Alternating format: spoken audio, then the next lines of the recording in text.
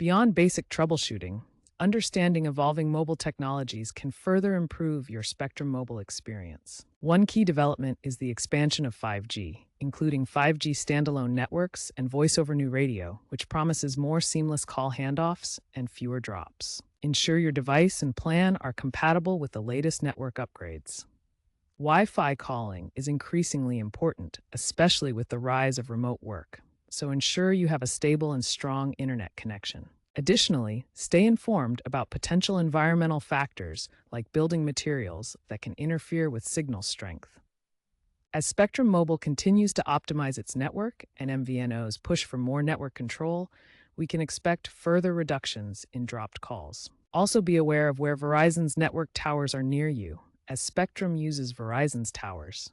Issues arise in non-Verizon areas or during network congestion. Also be aware of FCC regulations that could benefit from dropped calls.